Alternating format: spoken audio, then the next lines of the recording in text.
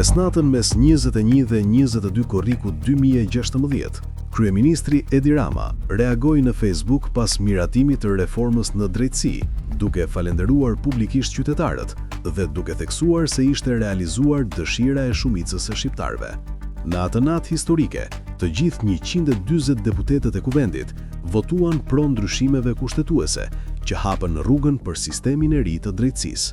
Atmosfera në parlament ishte festive.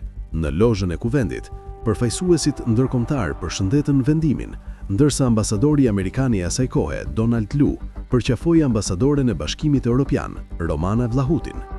Mbështetje për reformën shprehën edhe figura kryesore të politikës shqiptare të kohës, si Ilir Meta, atëherë kryetari i kuvendit, dhe Lulzim Basha, lider i opozitës, të cilët e cilësuan votimin si një moment historik për vendin. Megjithatë, pas afro një dekade, realiteti politik ka ndryshuar ndjeshëm. Personazhe të rëndësishëm të asaj periudhe gjenden sot në situata të ndryshme politike dhe institucionale, ndërsa debati për funksionimin e drejtësisë së re vazhdon të jetë i fortë.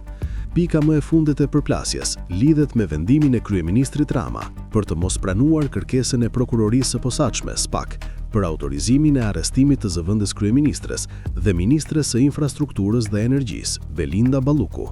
Në një fjalim të gjatë, Rama e përmblodhi qëndrimin e tij me fjalët: "Kërkesa refuzohet", duke e mbyllur çështjen në mënyrë të prerë. Ky vendim erdhi mes reagimeve të opozitës dhe shqetësimeve të shprehura nga disa partnerë ndërkombëtar, të cilët kanë theksuar rëndësinë e mos ndërhyrjes në proceset e drejtësisë. Ndërkohë, debati politik mbi reformën dhe rolin e institucioneve të reja të drejtësisë mbetet i ndezur edhe sot.